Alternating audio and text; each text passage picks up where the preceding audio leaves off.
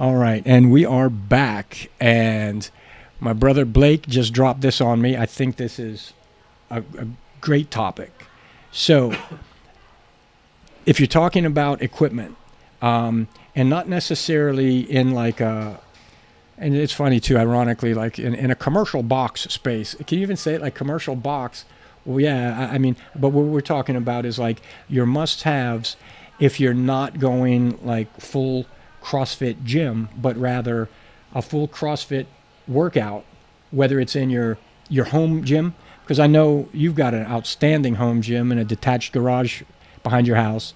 We've got a CrossFit gym in our basement level that opens onto the patio, but it doesn't have ceiling height.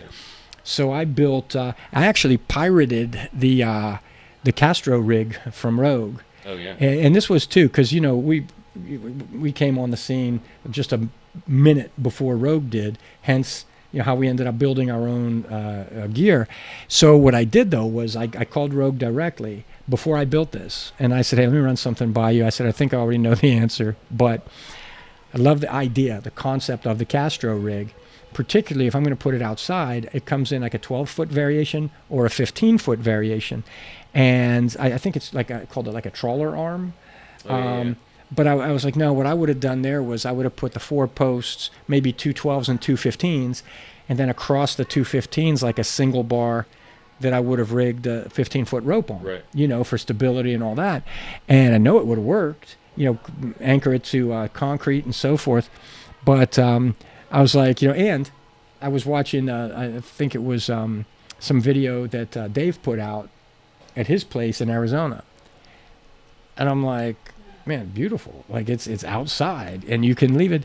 So I now, we're not Arizona, right? That's true. And Rogue is in Columbus, so I know they speak the same language. Right. And I was like, let me run this by you. I'm in Pittsburgh. What are the odds, you know, I mean, I know it's drilled and it shouldn't. And even if I drilled a couple more pilot holes, like on the bottom, like to let water, you know, flow out after snow and whatever gets in it. I was like, what are your thoughts? And the guy I talked to was very cool. He was like, well, you know, all of our equipment is powder coated. And he's like, but outside is outside.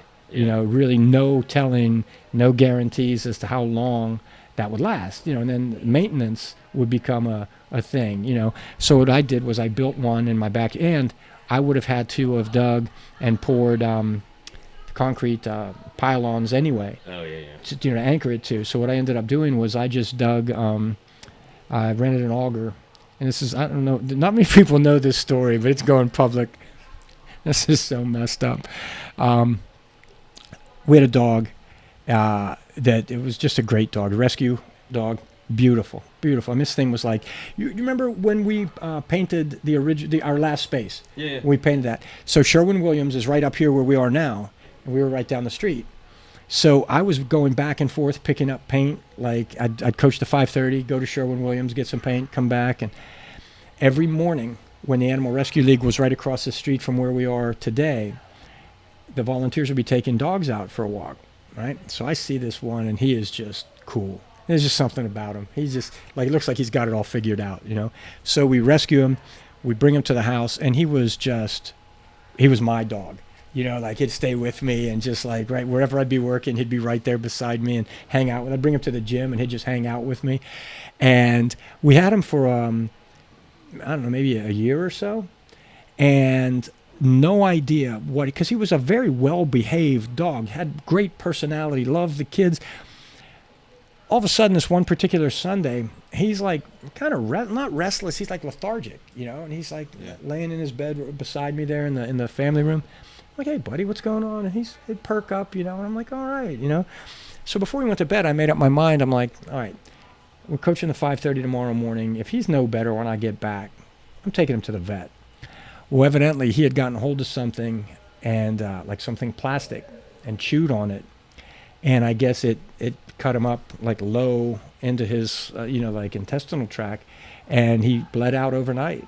I mean, internal, you know, just bled out overnight. And I'll tell you what, that messed me up pretty bad. Yeah. Like, I was like, like, you got to be kidding me, you know? So he would sleep in a crate. Like I don't even remember if we kept the door on, but that was like his space, like in our bedroom, you know? And he had this Pittsburgh Steeler fleece blanket. That was like his favorite blanket, you know? So I wrapped him up in his fleece blanket. I put his favorite Kong in there with him, and I'm like, I'm not taking him away. I'm not putting him anywhere. Like I dug the hole myself in a spot in the backyard that he used to like to sit under this pine tree, right? So I put him there. Great, you know, perfect. I know exactly where it is. I even had like a little stone, like not marker carved or anything, but I had like a little, you know, I knew it was his spot. So subsequent to that, we have the pine trees taken down because they're starting to break and bad winds and all that. And I'm like, okay, and they're getting sap over everything and they're blighted. And so we get the pine trees cut down. Great. So I go to dig the holes to plant these posts to build my own Castro rig. And Jen said, isn't the dog buried around there? I go, he is, but he's right here. Like, I know where he is. He's right in the middle. He's fine. Super. Fourth hole out of 4. I'm like, I lift the auger. All of a sudden, the piece of the blanket comes up, and the rest of the blanket's attached to it. And Michael was outside with me, and he was like, I don't know. He wasn't, you know, how old is that rig? It's pretty old now, but I'm like, hey, buddy, go get Mom. I'm going to need her advice on something. Okay. Off he goes. I'm like, oh, my God. So, yeah, we had to, what's it called? Disintern and, like, reintern Champ, you know. So that was not cool, man. That was not cool. But we salvaged it. We were able to get, like, everything, a whole blanket and all that. And I'm like, oh, my God, my buddy. Sorry, dude. Yeah. But, yeah. But anyway, so having said that, right? So you got, like, you know, a great home gym. And I know this from, like, old what do you call it? Like old health club lore. I guess studies and statistics and all of that have shown, like, people that have gyms in their home are more apt to use it if they also train somewhere else. As opposed to, like, oh, no, I don't need a gym membership. I have a Peloton, a treadmill, or whatever. And I mean, like, by the brand now, I don't mean it like that. But oftentimes what tends to happen is that thing becomes a piece of furniture, and you'll hang laundry from it, or you'll use it as a, you know, whatever, maybe once in a while, you know. But I guess the philosophy is, hey, I have to train at home today. I'm not going to make it to the box, and you're going to use it more. Or even, you know, augment your workouts with, you know, get up in the morning and I'll do part A, and then I'll come into the box this evening and do this. But I guess and I think that's a great idea. So you don't have the space, you don't have the height, you don't have the need for, you know, triplicate, you know, multiples. So in your opinion, what would you start with? Well, I think probably the thing right now that I use the most are my dumbbells. Yeah. So I'm, you know, I don't necessarily know that this is necessary for everybody, but we have dumbbells from 5. Actually, technically, we have dumbbells from 3 to 40 in 5-pound increments, and then I don't have a set of 45s, but I have a set of 50s. Mm-hmm. And you know, I utilize my dumbbells probably more than anything. Mm.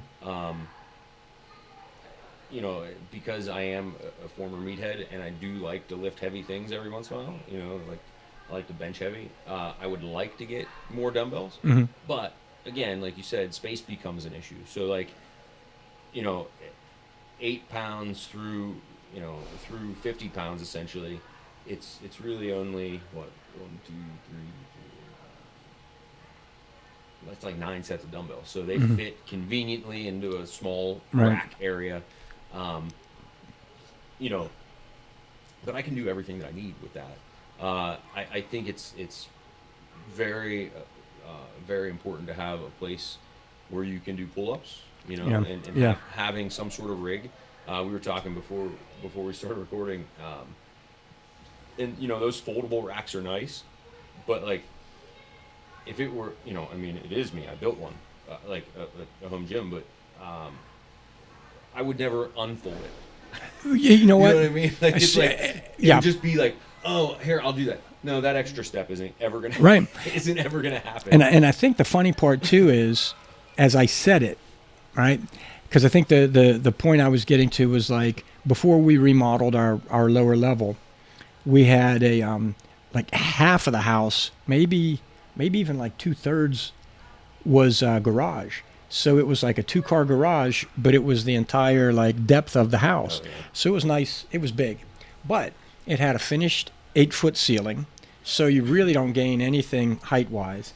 And we converted that into an in-laws apartment, when we moved my mother in. So I wouldn't have changed that for anything. Right. But what we ended up doing, and again, this stuff happens, right? A picture came up in my Facebook feed today of when, I was like, okay, we've got some stall mats, 4x8 plywood sheet. I did like the diagonal navy blue paint in one corner, bright yellow, in the next. Set it up with a like an incremental, squat rack. And in the picture, I remember there's like just a foot of a dumbbell rack to the other side. And what I ended up doing there, we had one pair 5s to 50s. And I guess the intent was always like, hey, if I need heavier, we'll get them. But what I actually ended up doing was I bought a pair of Rogue handles, Okay. the Olympic Yeah. Dumbbell handles. And then with that, I ended up buying, I had like a ton of cast iron from, our first gym. I mean, Right. if you remember, we first opened up, we didn't even have bumper plates. Right. Like yeah. we had a ton of cast iron, and really, we made do until we placed our first bumper plate order. Yeah, for sure. But actually, like those, and I wouldn't even think, or 5s and 2.5s and 10s, like, are they still? They're not considered change plates, are they? I mean, change plates are like the small, like 1 pound, 3/4 pound, I guess it all whatever. depends on who you talk to. Like, Yeah. But yeah, if you have enough of those, that still is weight's weight, right? Exactly. Well, and the thing is this too, though, because the 10-pound cast iron is probably as big as you want to go on those Rogue. What are they? The hand, Yeah, like the Olympic with the Olympic collars. Like if you're benching, your Exactly. range of motion is here before like Yeah. 40, you're like, I just put 245s on you. But that was just crazy because 4 10s is a 55 because the bars weigh 15. Oh, okay. Yeah. Nice. So you're like, okay, so just stack up on some 10s, some 5s, and you can build them as you go. Now, I Yeah. wouldn't be doing drop sets. It's not Sure. practical to go, okay, you gotta strip them off, put them on, Right. But cost-wise was one factor, but then space was another. I was like, sure. I'm running out of room to have, 55s to 100, Right. But yeah, dumbbells, absolutely. I mean, there's so, and I think sometimes too, I know within the CrossFit community, we do use them quite a bit. Yeah. Obviously, dumbbell snatches, cleans, yesterday's workout or Monday's workout this week, heavy emphasis on dumbbells, which is great. But I also, one of the things I loved when we first started was, and I paid the price for this. I don't think I had rhabdo, but I got into this. I don't think I had rhabdo. You'd know it if you did. But Well, I mean, if you don't go to the doctor, you never know. Anyway, you know what? Right? That's right. That's the way that's why we're friends, man. That's why we're friends. But I ended up, and I think it was out of enthusiasm that I was getting so immersed in kettlebell training that I would do my 3-on 1-off of CrossFit. Then on my rest day, I'm like, well, I'm not really working out. I'm just going to practice. Who was it? Was it Iverson? We're talking about practice, right? We're talking about practice. And that's what I did. I would practice, but, man, let's face it. You start to get into it, and you're really having fun. Right. And you remember Jeff Martone, Oh yeah. right? I mean, I knew who he was, and really was just like, I'm watching everything he's putting out. Then we went to a train-up. I had already been on our project at the agency for about 2 years. Okay. And we finally got enough replacements in the pipeline that were like, okay, no kidding now. We need to make a concerted effort. Like, everybody goes through the selection that's been approved for new hires. We're going. And we did. Some of us were home on leave, so to speak, so we attended the first go. And who do they hire as our combatives instructor but Jeff Martone? So right away, I introduced myself and, hey, how you doing? All right, this and this, and we're just talking about, like, every spare minute we're talking about training. A funny story too, and this is a fact. And he was here in Pittsburgh a few years back for a kettlebell clinic or certificate course. And where was it? We didn't host it, but he ended up staying at our place. And I think what he did was he came in Friday evening to our place and did like a clinic. But the course was, I want to say maybe CrossFit Mount Lebanon the next day. And Mike Lamana went to the course. So he tells me on Monday, he goes, oh my God, man. He's like, I knew you knew Jeff. I knew you guys were friends. But he's like, he told a story that was so damn funny. And I'm like, oh God, what was that? And he said, yeah, you all were at a train up. And because I told the story to everybody, I'm like, no, I saw it. I was there. I saw it. It's basically a combatives course, but you have everybody, the students and the bad guys. They're all dressed in like the Red Man suit. Okay. So like basically soft body armor on everything, boxing gloves or like MMA gloves, but like everything's padded, covered, protected, and caged, and it's scenario driven. So all you get is a briefing. Like you're the student, you get the briefing. They usually do it in a CQB house, right? Okay. And they're like, all right, here's the deal. It's a passive environment so far as you're aware. You're just going to enter through this door, walk through the building, and come out the other side. Yeah, roger that, right? So as you're walking around, and it's not like, oh, there are role players, but they're all just in like T-shirts and jeans. They're not going to jump you because if you're going to defend yourself, they're not protected. So like everybody's in Red Man gear. And you got guys doing like clerical work, like there's no paper, but there's like metal filing cabinets in the office space or whatever. So long story short, and you don't know if anybody's armed or not. And if they're armed, obviously it's simunitions, right? So as this particular scenario unfolds, Jeff's the instructor, so he's clearly out of bounds, not out of bounds. He's off limits, right? So he's wearing like a ball cap and polo shirt, and he's clearly, don't touch this guy. So he's walking the building as this scenario is unfolding, and one of the attackers has a pistol. In addition to all his gear, he's got a pistol. So his cohort attacks the student. The student starts throwing everything he can think of. I mean, he's doing pretty well. And I can say this with all certainty that I saw it because I was up on the catwalk with the other instructors, right? I'm watching this thing develop. And you're like, oh, man, oh, that's nice, right? While this is happening, the other bad guy comes in, takes a swat at the guy, kicks, whatever, pulls his pistol. Well, as he pulls his pistol, now they're moving all over. Like the student had the wherewithal to actually use the other bad guy as like a shield, Right. So he grabs him, kind of like uses him, throws him towards. Well, shot goes off just as Jeff walks through the door, right? He catches the damn round. Catches it. But not like, some fictitious, like, but I guess, and when I told the story, I was like, no, dude, that's being aware, right? I mean, I'm not even saying, well, he saw from the angle of the this or this. It was reflex, it was timing, and it was just like, his hand came up and he actually ended up catching the round in his hand. And, well, he tells the story and he goes, yeah, he's like, now Mike tells the story that I caught this round. He goes, I didn't really, you know how he, I didn't really catch it. Now, and I respect this, though. And maybe I used the wrong verbiage. Like he goes, I didn't catch it so much as, like I think he saw, like a flash, whatever. And as his hand comes up, he's like, I didn't so much catch it as it hit my hand.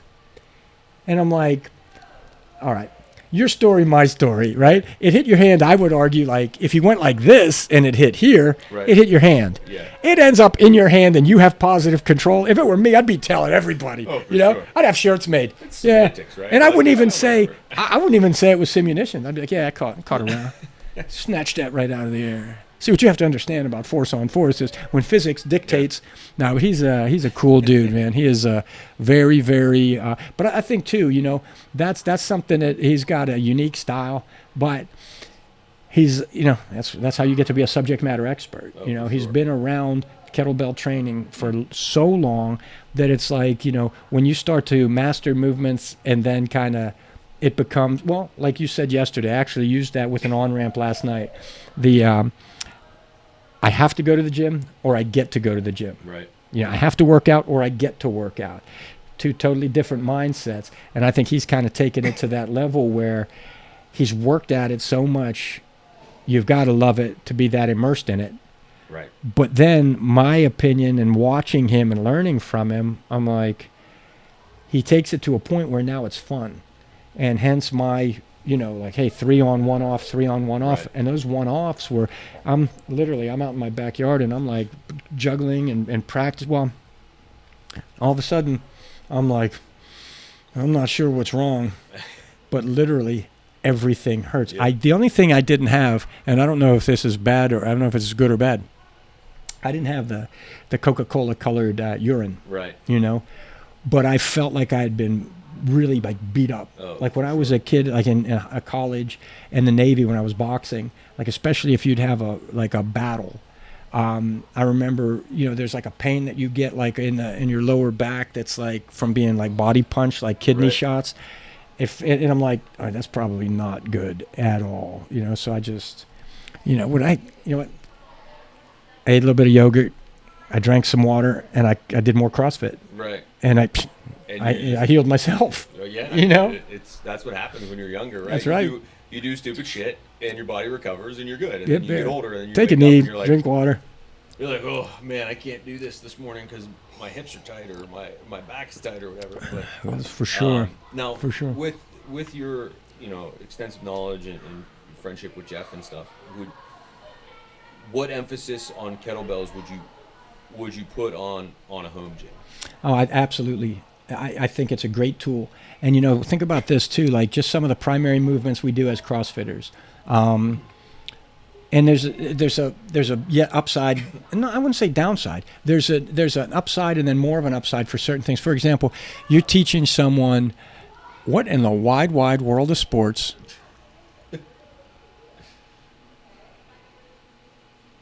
Oh my gosh, this is gonna be funny. This is just So- yeah.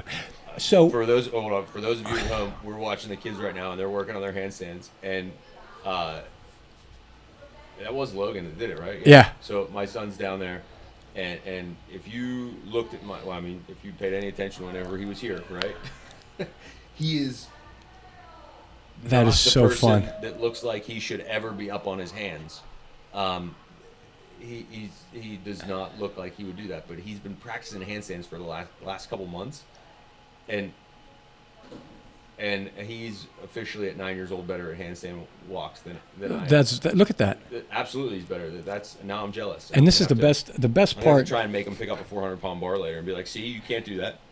They'd be Face. like, "Well, can you, Dad?" Or like, "Well, we're not talking about me here. We're talking about you." But I think the coolest part about this, though, is the kids' class has given us the opportunity to get together and talk Oh, for sure. CrossFit. But what's wild is being able to see it, and I don't think it's a distraction at all. It's a privilege to be able to see them on the monitor and watch. I mean, again, that's right there. Oh, yeah. I get to go to the gym. Oh, for sure. Right? Like when our kids were that age, like my cousin's kids right there, when our kids were that age, it was amazing. Like, hey, are we going to go to the gym? Right. And they would have like their own little area set up. And when they were old enough to start training, like, little kids, was awesome. But to answer your question, like sumo deadlift high pull, Oh, yeah. the way we teach it, right? It's a great movement. But think about this though. It's also, how many times I know we've been around this issue, you and I.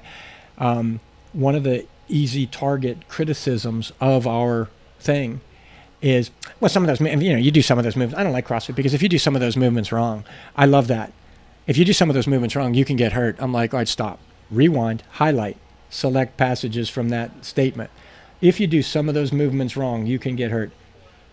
Right. That's true. Yeah, you can.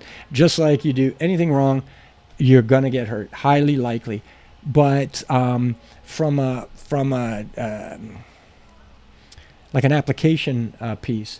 You know, as we're taught, as it's instructed, as any coach worth anything would teach the sumo deadlift high pull, it's not an upright row, Right. right? You generate that momentum with the hips, and you facilitate the movement of the bar to the peak, and then back down, and you go.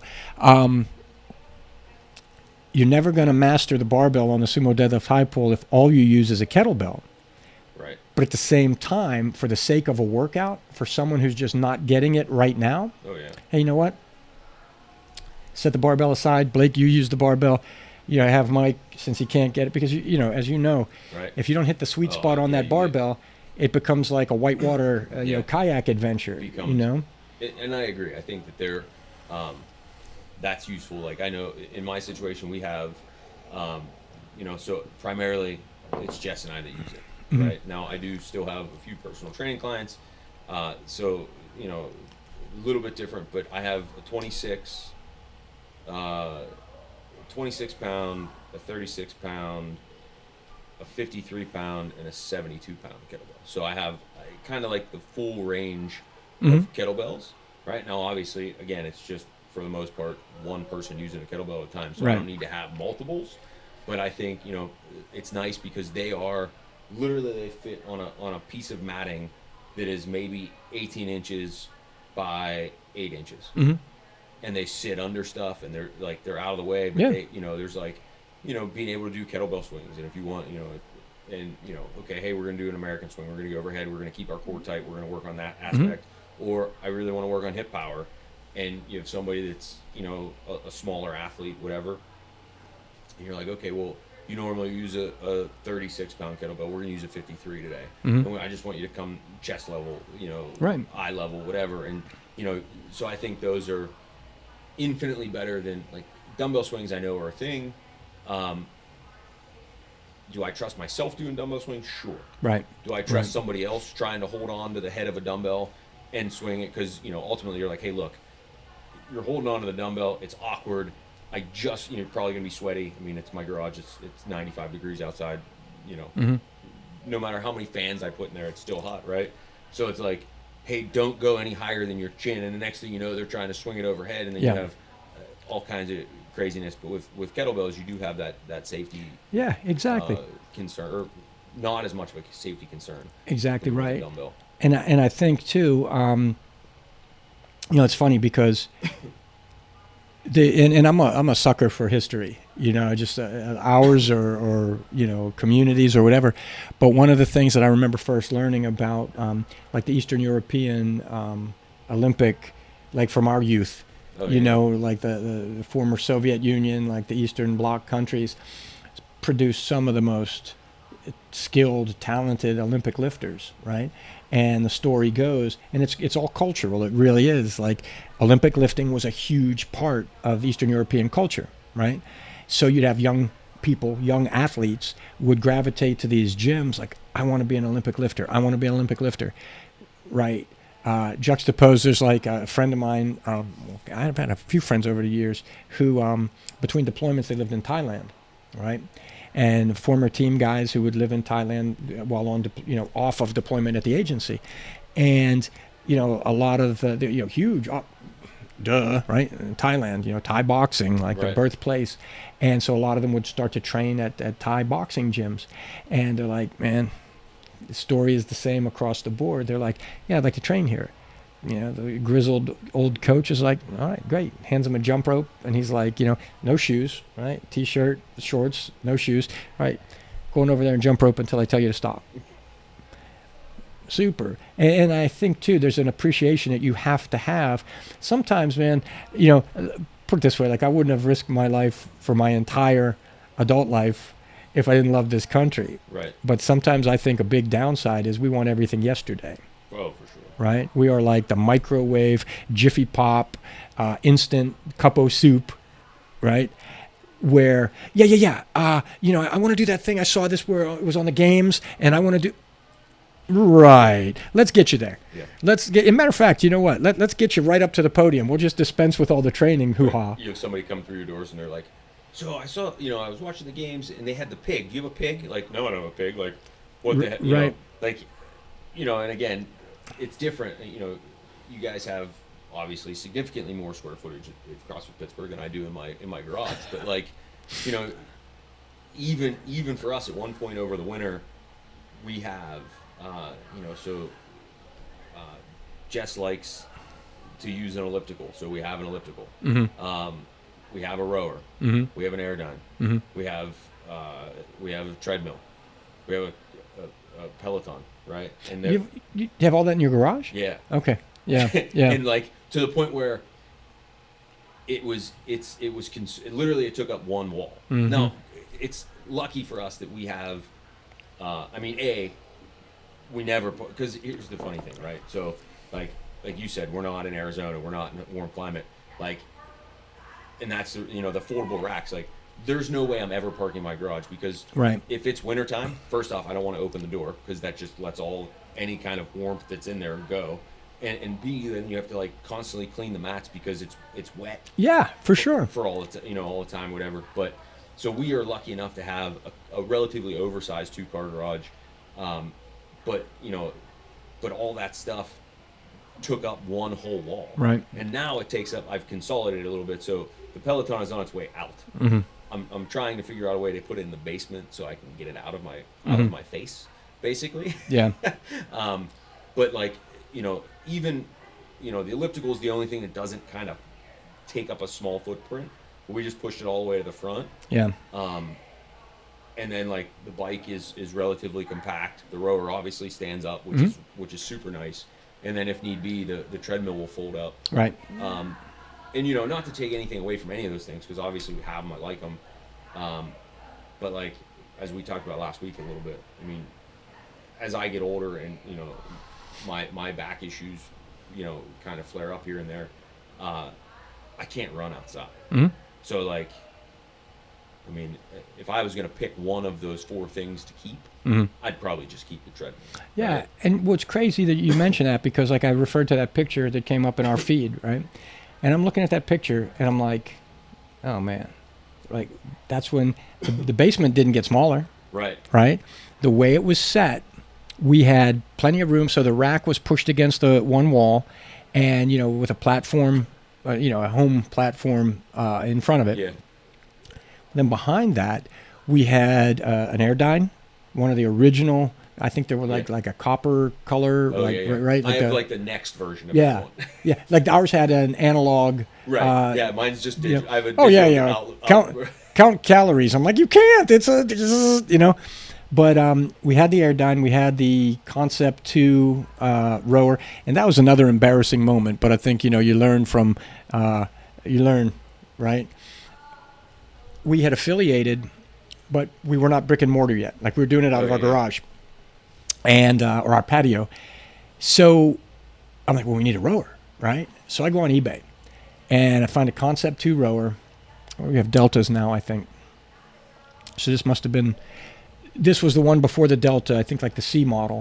The gray and like black and gray one. Yes. Yeah. And it has the straight wooden handle. Right, like it doesn't have the ergonomic. Model C, yeah. Right.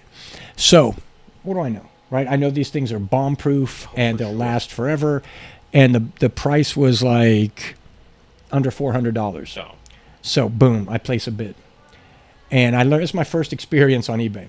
So I place a bid. And then I keep checking. And all of a sudden, everybody else falls away except this one other buyer. And it's like, boom, boom, boom, boom. So I'm embarrassed to say that I just sat there like a sniper. And I'm like waiting, and I'm waiting, and I'm waiting. Now I'm just blinded by anything other than winning. So I win the bid. I have to pay for shipping. I get it home. The monitor doesn't work. So I call Concept 2. And again, this was so long ago, like there was no Rogue. Right. So I called Dynamax and ordered all of our med balls. You know, when we opened our first brick and mortar, I called Dynamax, ordered the medicine balls. Power Max were the big rigs that we got, the original GHDs, like those medieval Spanish Inquisition torture devices. The nut busters. Yeah. and yet they're still going strong. Oh, absolutely. You know, like Yeah. they'll be those GHDs and the cockroaches. They'll be here after the apocalypse. Tell you what, yeah. You know, Nobody's nuts will be left, but those things they'll be will still going strong. But so we did all that ourselves. But you know, so here I am, like, oh, we got this concept too. So it gets delivered to the house. I would have been hundreds of dollars better off buying a new one directly from Concept 2, having it free, because I think at the time it was like free shipping, you know, Yeah. or whatever. But I get it home, the monitor doesn't work. So, and that's the one thing I love about Concept 2. You get those guys on the phone or on They're email, great. customer support. It's like they, you know, forget about it. I mean, it's crazy. So the young man I talked to, he was like, well, he's like, it could be a couple things. And he said, what you're describing, he's like, the monitor itself could be bad. But he was like, there's also a chance that it could be the LED screen itself. And he said, let's do this. He said, order the screen for $10. I want to say at the time the monitor was like $100, Okay. right? Yeah. He's like, order the screen for $10. Check it out. He goes, it comes apart easily, you know, pop one out, put the new one in. And he said, if that is not the problem, then you have a new screen when you need it. And he said, when you contact us again to buy the monitor, you won't pay shipping.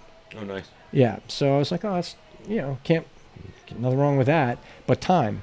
Right. So I get the screen doesn't work. I get a, so now, not only do I pay more for it than I'd say it's less than $400. Well, not after your freaking bidding war. You know, so lesson learned. You know, but now it's like a piece of the family. You know, like Oh, yeah. I'm not gonna, and it still works. Well, It still works fine, And right? I'll tell you what, like I bought one off somebody, and I eventually gave it to my brother after we closed the gym. I gave it to my brother, but there was a slip in it. It would slip every once in a while. I think the sprocket was bad or something, and I fixed it. I mean, first off, there's like 6 moving parts in a Concept 2 row. Right. And I literally pretty much rebuilt the entire thing for $150. Like they sell the kit. Yeah, It's like, yeah. hey, if something goes wrong, this is probably it. Here's all the things to, you know, refurbish it basically. And, you know, and that's it. Yeah. And it was great. Like it works like a charm. You okay, buddy? What's wrong, pal? I said I can come up early. Okay. Awesome. We're talking about stuff you should have, and you should probably get a Logan for your home gym Right. because he's a rascal. He's a rascal. I'll This tell one. you, if there's one thing that both of my kids love more than anything, which is you know the same thing with getting to go to the gym, is they love. I mean, and I already mentioned it, but love hanging on the bars, love Yep. hanging from the rings. Like, if I've never seen 2 kids like now, I don't know many other kids, but they love American Ninja Warrior, and they're Oh, out in yeah. the garage like Yeah. doing all that kind of stuff. Yeah. So Yeah. those are things that, like, you know, you want them to be able to do something or enjoy something. For sure. That's definitely For sure. And you know, it doesn't take away, I don't think, doesn't take away anything from other stuff that kids do, like this time and place, right? Right. I mean, like, you don't find too many kids who don't game in some way or other or play a sport of some type or other. That doesn't mean that they still don't enjoy. Like, you know, my cousin's down there, I think this week, Brewers at CMU soccer camp. So he's like getting after it at soccer camp and then coming here and doing CrossFit Kids. You know, and I'll never forget this. When we hosted our first L1 ever, we hosted our first. And this was back in the day when they didn't have them as streamlined and as efficient as they are. I mean, they Right. were the knowledge was strong. I mean, the knowledge came from the source, Yeah. right? And that's an old Brazilian jiu-jitsu adage, right? The water is always purest the closer you get to the source. So they didn't have the frequency, but it might have been every 4 to 6 months somewhere. And if you were close enough or able to get to it, you heard it from Greg Glassman. Oh yeah. You know, it was, and when we hosted, it was Greg, Nicole, Dave. Wasn't Jeff Tincher there? Yeah, but that was the really cool. Well, you know, He was like he was like interning or something at that point. What wasn't it? what That ended was- up, the way they ran it back then was wild because it was like multi-level, So we hosted, but Jennifer and I were also part of the instructor cadre. Okay. So what happened was this: they had Jeff and Maggie come up with some of their people from CrossFit Reston. They had CrossFit New York City come in, Keith Whitstein and his crew, Neil Thompson from CrossFit Boston, Doug Chapman from Hyperfit in Ann Arbor, Okay. Mickey Carey, so just converged from Chicago to Virginia to New York to Massachusetts. Boom, everybody comes to Pittsburgh. And how they did this was Jennifer, myself, Joe Venuti was CrossFit Boston at the time. We were all green shirts, right? Like how many of you run a group of students? So the students are there to get their L1. We are being evaluated to get our L2.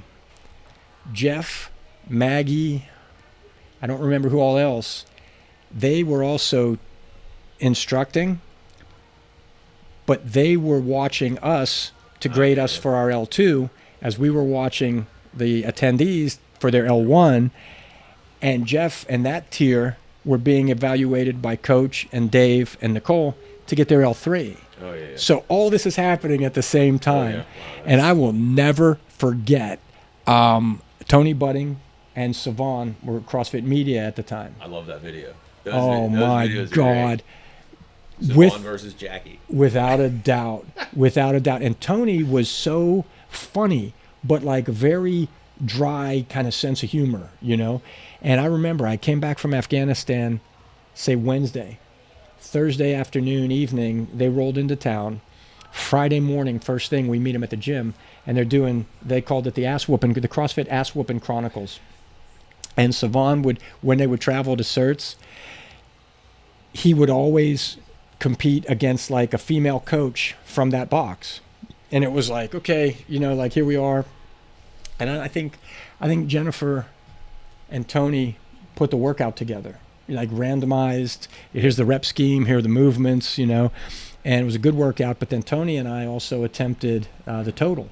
Oh, okay. Oh my yeah. God. And he was just so damn funny. He was like, because I think at that time we had gotten like a selection of bumper plates that would be like the more standards, like 45s, 25s. So you're like, if you need a 65-pound barbell, you got like some 10s. But we didn't have like multiples of everything. We had enough. Right.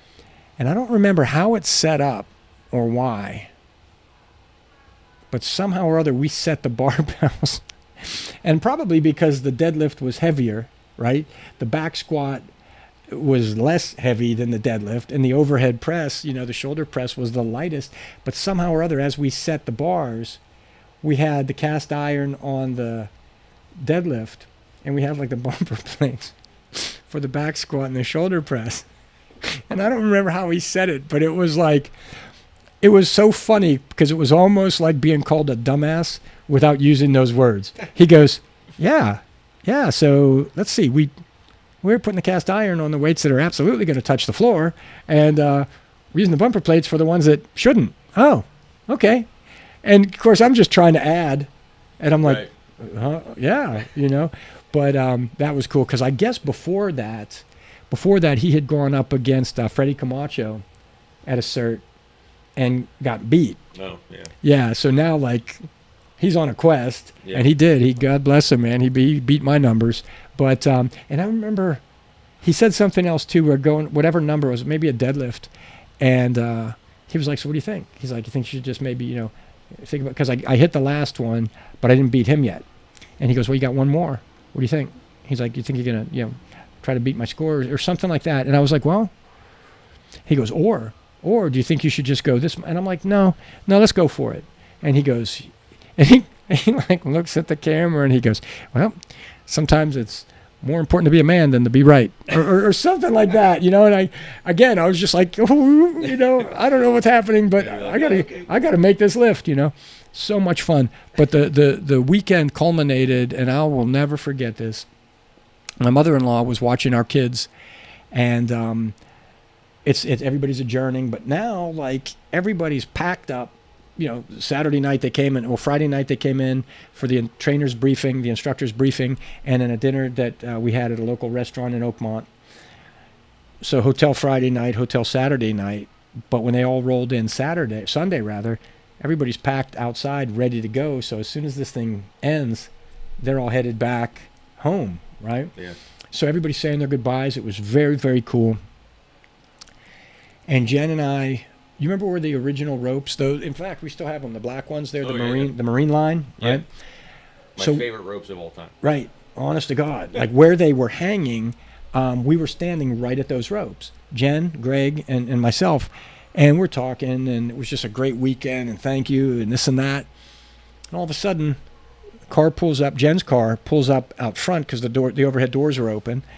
And, my mother-in-law's getting Michael out of his car seat, and the girls pop out and they just run towards us. They're little, and come over and give us hugs and all that. And I don't know what possessed me to think of it. And we introduced him to Coach, and he's like, "Hi, guys, hi." And, of course, Emily was little. Yeah. Alex was a couple years older. And real matter of fact, I go, "Hey, sweetheart." I said, "You want to show Coach what you can do with the rope?" Like this. She just drops her coat. She just, like, takes it off, lets it hit the floor, and she just jumps, boom, hits the ground. He just looks at her and smiles, and he kind of like puts his hands on his knees and like gets lower, and he goes, "Honey, don't ever stop doing that." And I think that's the thing, like, because there is a point, right? If you don't continue, Right.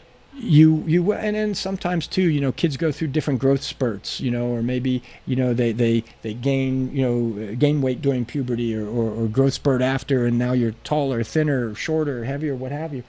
But I'm convinced if you stop, there's a tendency that you might not get it back right away. Oh yeah. Sure. That's why when we get some people that are like, "Man, I haven't been active in forever," and they're like, "Well, how do you do that?" And they're pointing to somebody that's like squatting Mm-hmm. all the way down to the ground, or even some of my volleyball players who are super super athletic, right, and good. Like, we'll be doing something. I'm like, "All right, well, let's just sit in the bottom of a squat for a little bit." Mm-hmm.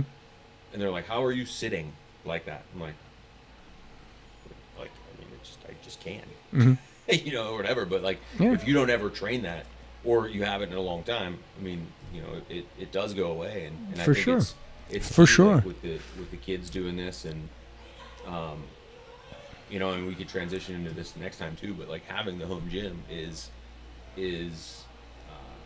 really a benefit for them, Right. because it's just there. It's just something that they see all the time. Exactly. It's like, and we've talked about this before.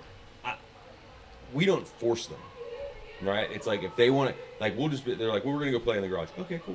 Mm-hmm. Then you go out and you're looking, and they're like, I'm too lazy to ever turn the clock off, so it's like a running Mm-hmm. clock always, and they're in there like hanging on the bar and timing each other, or just stuff like that. Mm-hmm. Yeah. and Like it becomes like a kid would play on out in a schoolyard, like, well, hey, we had this ball, so we started a kickball game. Exactly. Right? Right. I mean, it's like you Yeah. have this stuff at your disposal, and it's great, and it's and it's not overly complicated stuff, and it'll be like, no, granted, they'll do things sometimes that isn't the safest or whatever, but like they're being active, they're utilizing those things. They'll come out, and you'll be like, "What are you doing?" And they're like, "Oh, we're doing sit-ups," or "We're doing," like, "Okay, cool." Yeah. We're doing, like, they'll make fun of each other for not being able to do push-ups or doing push-ups wrong or whatever it is, and it's just Yeah. like, I personally think, that is definitely a key. For sure. And like, even if I didn't have any equipment, which now, like you mentioned, we have a pretty stocked gym, at home, and we're lucky for that. Mm-hmm. But like, the benefits of having it are, far outweigh me having to park outside. Absolutely right. And like you said, like just in a quick snapshot of, like, at a minimum, something to do pull-ups on. Something to do pull-ups on. A barbell would be great. Yeah. Some dumbbells. And even in the short term, as much as I do love kettlebell training, like you said, you don't need multiples. Right. What I ended up doing, though, for home was I did buy some multiples because I thought, all right, if you're going to do like dumbbell thrusters, something like that, at least you'd Right. have like the symmetry of doing Yeah. two. But if you didn't, so you do singles. Right. Yeah. You Right. just do a goblet thruster Yeah. type thing. I mean, it's so easy. It's so versatile. It doesn't take up space. But like the cardio equipment, and I do agree with this. I really do. Like, well, got a pair of comfortable sneakers, lace them up and go run. But there has not been a building that we've occupied where I was ever comfortable enough that if I'm training by myself, You wanna that I'm keep going the to go, building open. yeah, I'll leave the building open while I go Right. Nicole this, Yeah. like I'm going to hit a 400 and come back, Do and that for 20 minutes. Like you're Yeah. out of the building for And I've more time than you're in the building. always felt, and I think this is one of those inevitabilities, but it's like, okay, the safety of the coach that's coming in the morning, the last thing you want is an unknown variable in that building Right. because some slipknot forgot to close or lock the door, but when they left, So, yeah, always a little bit skittish about that. But I also think too, like you said, when you get to an older athlete like me, there are times when I'm like, was it Rocky Balboa, like Rocky 6? Your knees can't take the punishment, so hard running is out. You got arthritis in your neck and calcium deposits on most of your joints. So I'm like, yeah, like, I don't want to make that checklist because Right. it's depressing, right? But the one thing that I have noticed is this, there are times when I'll throw on a ruck and some, good, comfortable like Solid running orthotics. shoes, right? And boom. And yeah, God forbid. But like I've started to wear like the Noble Oh yeah. runners, and I mean, at least it provides like, well, it does what it's supposed to do. For sure. They're light, they're breathable, and the ruck. I mean, that's another great piece of equipment, right? Right. It I takes mean, up- my God, takes up Takes nothing. up no space. Fill it with anything, Right. and not just to wear it and move out with it, but thrusters. It is hold it by the strap, work Yeah, with right. it. It's like it's a hell of a workout. But I think those are the things that if for whatever reason, if it's lower back, if it's hips, knees, ankles, a cushioned deck treadmill, Oh yeah. right? Now I know that worst case scenario, if something happens and I'm just unable to go, I hit stop, I'm in my house, Right. and now I can go ice it without Yeah. and now I Or got to can- get home. Or you can switch it up, and you're like, instead of being, hey, I'm a mile away from my Yeah. house, and something just broke, right, or whatever, and like, okay, well, this isn't happening today, but I could change it to, mountain climbers, or I could do whatever. Exactly. And you're still going to get some cardio aspect without the impact and things like that. For sure. So- For sure. I mean, one of the dumbest things I ever did ever, and that list gets longer every year. But I was doing I was working up to a progressively heavier, longer ruck. And this was like right after 9/11. I knew, the path I was taking, and I wanted to be, I wanted to be prepared. Yeah. Right. So I dug out some old training materials, and it was like, okay, eventually you want to work your way up to like 18-mile, 50-pound ruck. Maintain 15 minutes per mile. That should be your goal. Yeah. And I'm like, right on. Well, I didn't start there. I Yeah. started like a Oh, mile sure. at 35 pounds and, work that. And North Park Lake turned out to be like, once I got past 5 miles, I was like, right. So I would throw everything in my Jeep. I'd drive out there in the morning. I'd lay out, all right, I'm at 5 once around, so I'd go from my Jeep back to my Jeep around the lake. As I got progressively like from 5 to 10, I'd change up the distance, like, pick a benchmark or a landmark away from my vehicle. So Yeah. I'd pass it, get to it, Sure. turn around, come back, Yeah. right? But as I'm working towards 15, I think I was 15 miles, I laid out the course from our house to Club 1 over in the waterworks. It's not even there. The building's there, but, yeah. You guys aren't recording, are you? We are. Oh. Hi. all right. Hi, I'm leaving. Goodbye. All right. Here's my wife. I'm recording. Yes, we're really recording. Sorry. That's okay. Love you. I You guess- guys look like you were having a lot of fun down there. I'm jealous that Logan can do better handstand walks than I can. The handstand walks were pretty awesome. They were. Pretty awesome. I must say. But so, this was it. I'm like, all right, I've got the mileage. In fact, this might have even been, it was either 15 or 18 for this. And I want to say 18 because I laid it out that the club would be the turnaround point. Right. So I'm in boots, like desert boots. I got them laced up tight, and cargo pants, a t-shirt, and my ruck. And I had like a sport Walkman at the time. Oh, yeah. Camelback inside the ruck so I could hydrate, and off I go. Bye. So, boom. I wasn't even 2 miles away from my house. And I came up out of the townhouse community we lived in at the time, came across like 10th or 11th Street, hit Holton Road. I'm going to go down Holton. I'm going to take Freeport Road straight into Aspinwall. Yeah. And now that I think about it, I don't even remember what the distance was, but it was a beautiful Saturday, right? So I'm coming down the sidewalk on Holton, and it's one of those old houses, a corner lot, and the slabs of sidewalk are kind of like, uneven. Oh, yeah. So I decide, hey, get in the grass. It's safer. So I slide to the right, and I'm in that that grass portion of the sidewalk before you get to the street. And I'm like, oh, this isn't so bad. I couldn't have been there for 30 seconds. I step in a damn divot, and I roll my ankle, my right ankle. I mean, I roll it to the point that I'm like, oh, damn. Like, it's bad, right?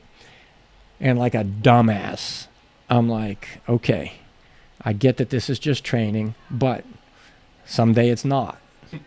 Boots are tight, laces are good, go.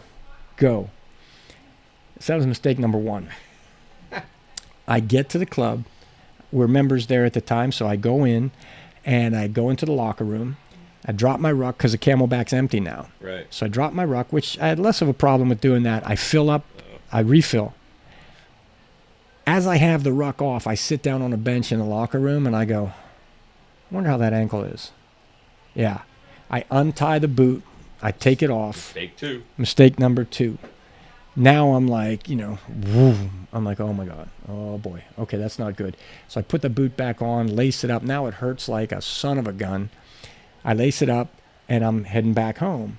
And, I made it back home because I basically had to, you know. To tell you the truth, I was probably too embarrassed to call my wife and say, hey, feel like taking a ride? Yeah. Funniest thing happened, right? So I did get home, and it was just stupid. It was agonizing, So I took like a handful of ibuprofen and iced it. But, one, it should have never happened. 2, as soon as I rolled it, I should have turned around. Yeah. And, most important, don't take the boot off. But again, we're young, we're dumb. Exactly right. And everything fixes itself until we're old. Exactly right. But, hey, this was a good one. So you have a swim meet tonight or anything? No, I'm going to coach for Jess tonight, and then that's it. No right crazy on. things tonight. Tomorrow's a swim meet. All right. Well, hey, hope you enjoyed this as much as we do, and we will be back. All right, out.